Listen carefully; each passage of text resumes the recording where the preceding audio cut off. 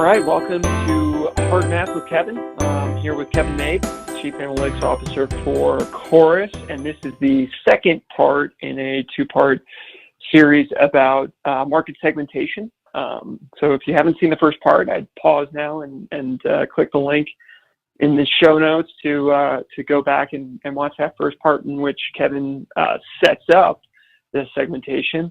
And actually, even before that, there's some videos about clustering and factor analysis that are really helpful and play into this whole piece, so you can watch those as well.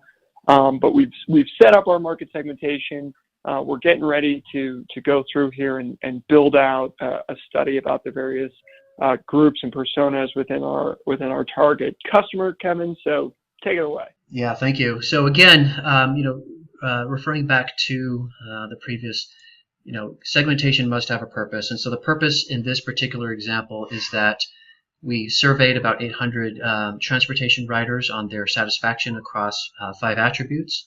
We were able to capture their membership level, their gender, as well as their district.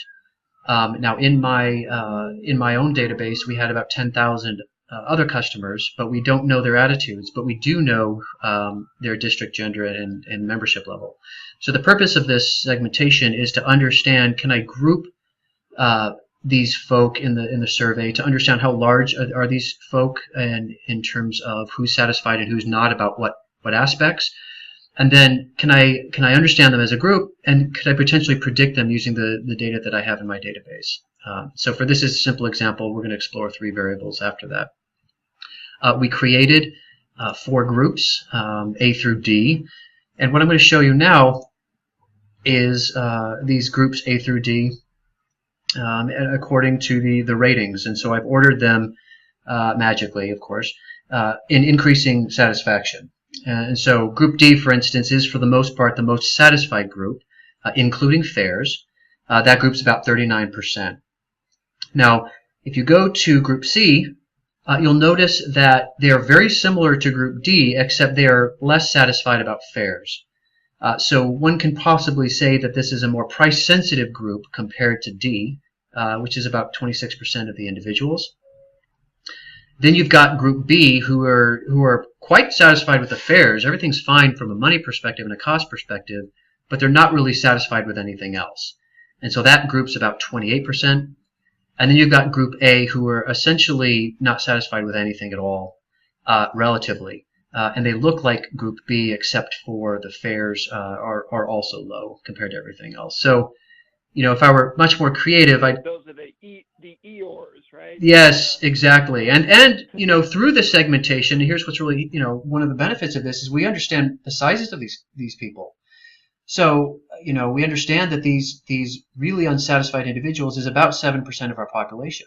So that's different than saying 2%. It's quite different than saying 34%. So we understand the relative sizes of who's satisfied, and then we can say the sum total of these two numbers are those who are pretty satisfied, but one is more price sensitive to the other. And then who's unsatisfied?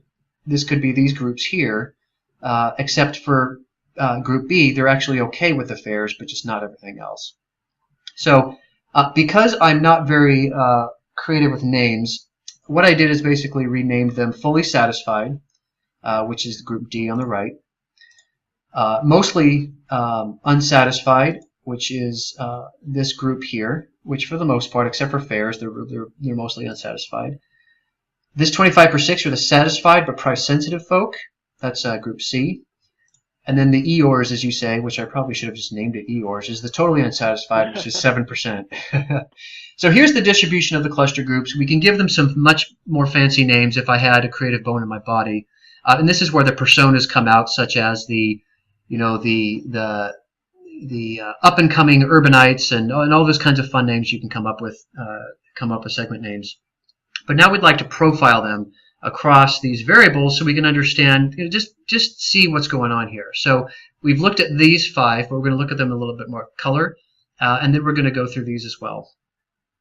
So this is just a side view of what we just went through for these 5 ratings for each cluster. And here's the split of segment with both district and gender. So on the axis here is % Northwest for this top, and the percent female on the bottom section. And so would you say these segments are different by district, Drew, or are they pretty much same across the board? Let's see here. What am I being asked? Sorry. So for district, for Northwest versus the Southeast, this is the top section here. So for instance, the totally unsatisfied, 55% of them are from the Northwest, and the other 45% are from the Southeast. Gotcha. Yeah, it looks like it's fairly evenly split, right? Yeah. Close to 50%, except for the fully satisfied group is a little bit, 40-60. Yes, exactly. So for the most part, district doesn't appear to matter too much, except for potentially fully satisfied being 40%. What that means is that there are more fully satisfied individuals in the Southeast than there are in the Northwest. And for the gender group, we see that there is some differences across the board. So the totally unsatisfied, they skew more female than, say, the fully satisfied.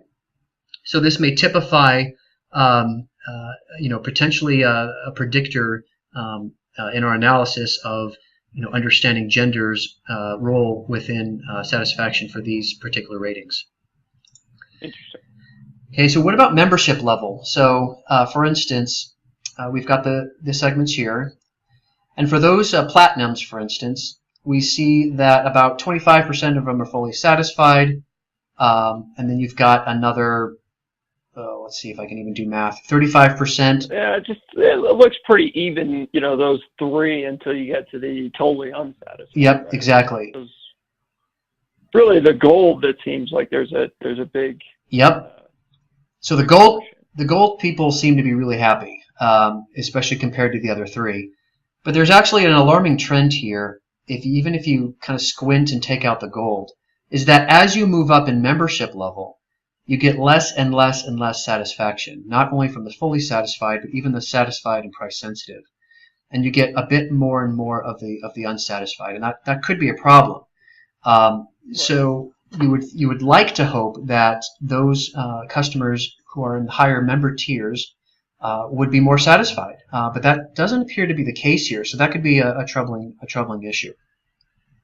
So that's how you profile these. Now, whether these variables are actually predictive or not, that's something that we can test through a model. Now, we're not going to go through the model itself today. That's not as important as going through what would it look like if we built a predictive model using some or all of those three variables to predict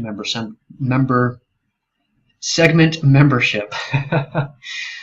So here's what this looks like, and this is actually the whole point of this entire exercise, and the whole point of the segmentation is this last slide. So again, we had our predictor variables, and these are now variables in the rest of our database.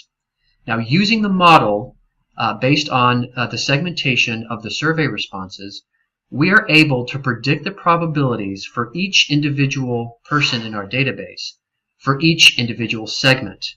So for instance, this first member is not a member level. He lives in the Northwest District, and so he is predicted as a fully satisfied person is 36% probability. A satisfied but price-sensitive individual is 25% probability, and so forth, such that the sum total of these four probabilities is 100%. And so the predicted cluster, the predicted segment here, is the fully satisfied group because 36 is greater than these other three. And so now we've got exactly what we wanted, is basically a predicted segment for each one of these individuals.